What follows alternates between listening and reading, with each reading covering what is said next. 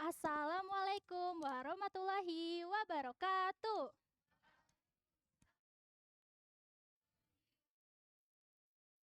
Bagaimana kabarnya hari ini?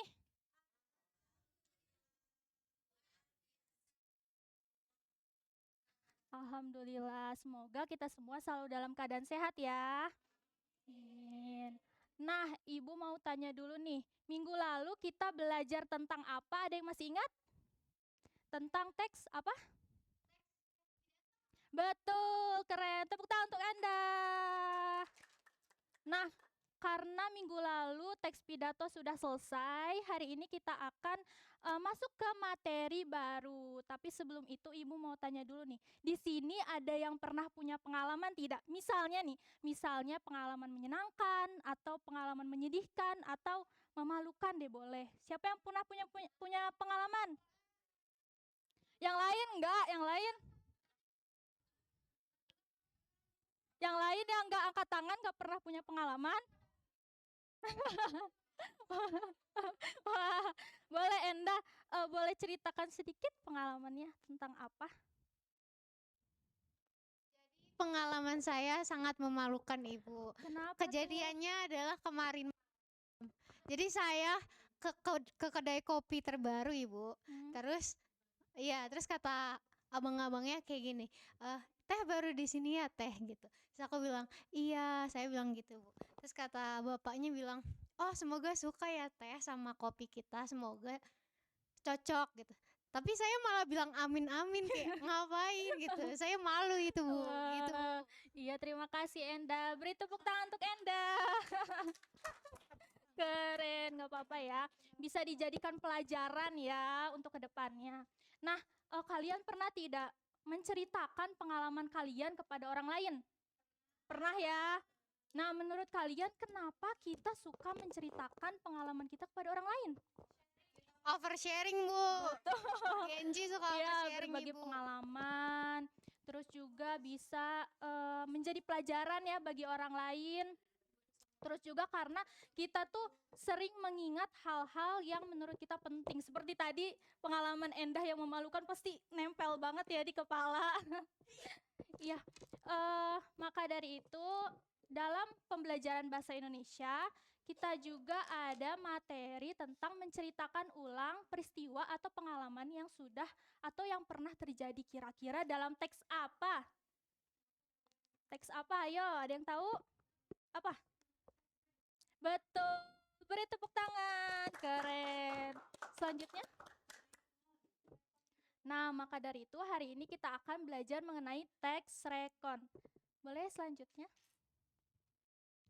Tujuan pembelajaran hari ini yang pertama, kalian dapat memirsa teks rekon pribadi untuk menemukan informasi penting, mengidentifikasi fakta, opini, dan asumsi secara kritis dalam teks rekon faktual, dan juga membedakan teks rekon pribadi dengan teks rekon faktual. Boleh selanjutnya? Boleh di-pause dulu? Sebelumnya dulu. Sebelumnya. Nah, sebelumnya. Nah, di sini Ibu mempunyai contoh teks rekon pribadi. Nanti kalian harus menyimak terlebih dahulu. Bisa dipahami? Silakan. Halo, namaku Nina.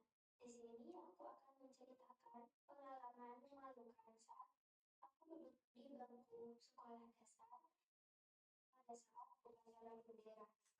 Jadi saat aku masih duduk di bangku sekolah dasar, aku pernah mengalami kejadian yang sangat Ya. memalukan dan tidak akan pernah aku lupakan. Karena itu adalah seni. Dan seperti biasa, kami semua siswa-siswi mengikuti upacara bendera di lapangan sekolah. Pagi itu aku berangkat sekolah tanpa sarapan. Aku bangun terlambat, jadi langsung buru-buru deh ganti baju dan langsung berangkat ke sekolah. Saat berdiri dalam barisan, aku mulai merasa pusing. Pandanganku mulai buram dan lama-kelamaan semuanya menjadi hitam. Aku tidak bisa melihat apapun. Aku membisikkan ke temanku, yaitu Mita, yang ada di sebelahku waktu aku tidak bisa melihat. Dia langsung mengapahku keluar barisan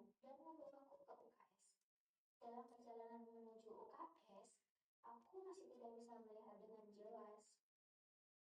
Tanpa sadari, ternyata di jalan yang kami lewati ada seekor kucing yang sedang duduk. Penglihatanku buram dan temanku tidak memberitahu bahwa ada kucing. Aku malah menginjak kucing itu. Kucing itu menjerit keras. Anehnya, saat itu juga penglihatanku langsung kembali normal.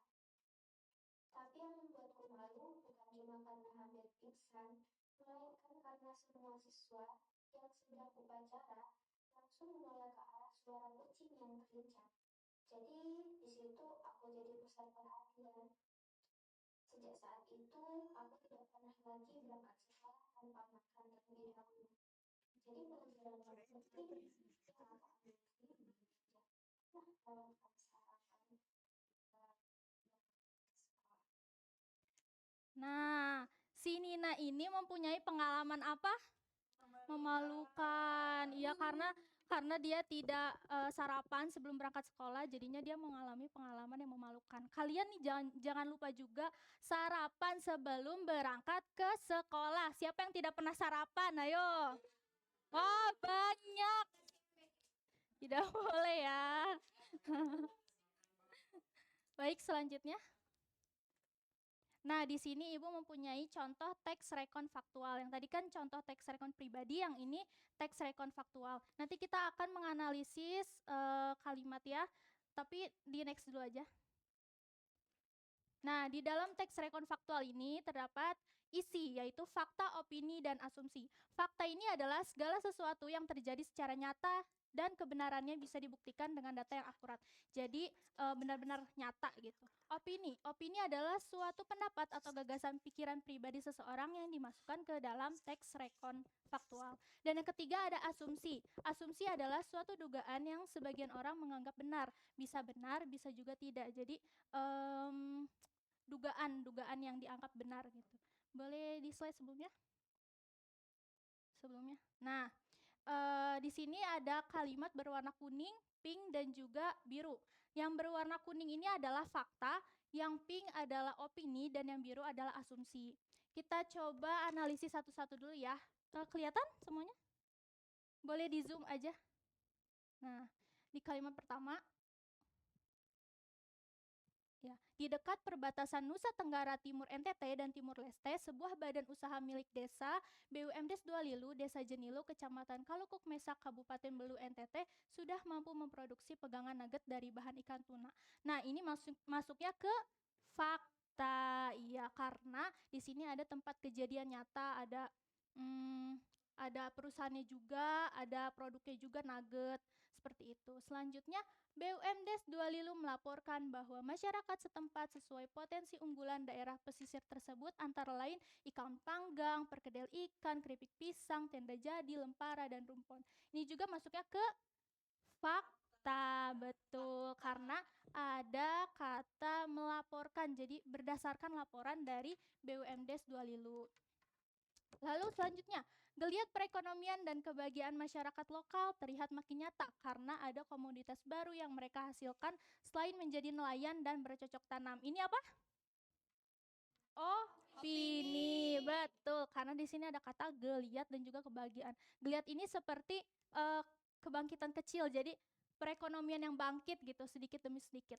Karena di sini opini karena subjektif ya, bukan objektif. Jadi kebahagiaannya tidak bisa diukur sebesar apa gitu. Selanjutnya, saat tangkapan ikan melimpah terjadi lonjakan pendapatan. Pengolahan ikan yang tepat guna akan membuat pendapatan nelayan kian tinggi. Nah, ini masuknya ke asumsi, betul, karena di sini ada kalimat sebab akibat. Saat tangkapan ikan melimpah, maka terjadi lonjakan pendapatan. Jadi masuknya ke asumsi, jadi baru dugaan gitu, belum tentu tangkapan ikan melimpah maka terjadi lonjakan pendapatan. Selanjutnya, laporan dari pemerintah daerah menyebutkan bahwa ribuan desa pesisir di wilayah NTT masih membutuhkan sentuhan akses digital dan perhatian maksimal dari pemerintah pusat maupun daerah. Ini masuknya ke fakta, betul. Karena seperti tadi berdasarkan laporan dari pemerintah. Selanjutnya, tampaknya disinilah peran Kementerian Komunikasi dan Informatika Kemenkominfo menjadi amat strategis bagi pengembangan desa pesisir. Ini masuknya ke opini karena di sini ada kata tampaknya, yaitu eh, apa? Pendapat pribadi seseorang dan juga amat strategis. Selanjutnya, memberdayakan desa di pesisir harus memperhatikan potensi laut sebagai sumber nafkah berkelanjutan, sekaligus menjaga kelestariannya. Data menunjukkan baru 13% desa di pesisir laut yang memiliki perhatian terhadap laut dan 30% yang memiliki sistem mitigasi bencana alam. Ini masuknya ke kemana, hayo? Fakta, betul, karena ada data. Ada persenan juga 13%, 30%. Nah, betul. Yang terakhir, peran dari literasi digital menjadi penting bagi masyarakat desa pesisir untuk membantu akselerasi pengembangan potensi sumber daya manusia maupun sumber daya kelautannya. Penyediaan layanan internet yang baik adalah awal yang mesti diupayakan. Ini masuknya ke opini. Betul, karena di sini menyebutkan pentingnya peran literasi digital. Jadi pendapat seseorang bukan benar-benar data yang akurat. Seperti itu. Baik, setelah tadi kalian bisa membedakan antara fakta, opini, dan asumsi, ada yang tahu perbedaan teks rekon pribadi dengan teks rekon faktual? Ada yang tahu? Endah? Boleh. Apa, hayo? Kalau rekon pribadi terjadi pada diri sendiri. Jadi penulis menceritakan tentang dirinya sendiri. Kalau faktual tuh mengenai lingkungan sekitarnya, bukan diri dia sendiri, seperti itu. Betul, beri tepuk tangan untuk Enda. Betul sekali. Jadi teks rekon pribadi itu teks yang menceritakan ulang peristiwa atau pengalaman seseorang. Nah, kalau teks rekon faktual ini cerita ulang yang menyajikan laporan berdasarkan fakta yang terjadi, yang benar-benar terjadi, seperti itu. Contohnya apa? Contohnya berita tentang bencana alam, terus juga bisa sejarah, biografi. Demo. Bisa juga kalau itu fakta benar. Nah, boleh selanjutnya. Oh iya, sebelum itu ada yang ingin ditanyakan terlebih dahulu? Tidak, Ibu. Belum ada? Baik, Lanjut. selanjutnya. Nah, di sini Ibu mempunyai latihan. Nanti kalian harus latihan antara fakta, opini, dan asumsi. Di sini Ibu mempunyai lembar kerja ya, kalian harus mengerjakan berdua-berdua. Nggak mau. Boleh. Ya, berdua-berdua ya. Nah, iya. Iya. Nah, iya. Ya udah ya itu ya. Aduh, susah, Ibu. Gampang kok, mudah. Ibu boleh mendekat ke teman nggak, Ibu? Boleh.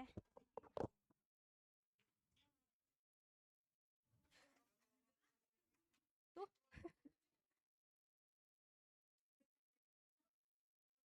Nah. Ya. Teks berita. Oh, kalau teks rekon ini berisi opini dan juga asumsi. Jadi ada opini dan asumsinya. Seperti itu. Iya. Nah, sudah dapat semua? Nah, Ibu jelaskan dulu ya di sini. Kalian juga di situ udah dapat ya? Sebentar, Ibu jelaskan dulu. Jadi di sini ada kalimat nomor 1 sampai 10. Nanti kalian tulis, bisa checklist ya, misalnya nomor 1. Oh iya, ini termasuk kalimat fakta, boleh checklist kalimat fakta dan tuliskan alasannya juga kenapa masuk ke dalam kalimat fakta, seperti itu. Bisa dimengerti? Ya, boleh dikerjakan dulu sebisanya ya.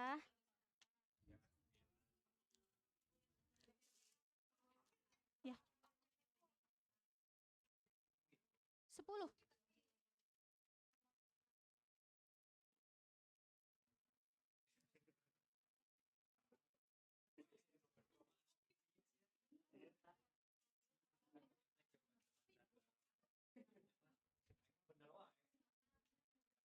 Bisa?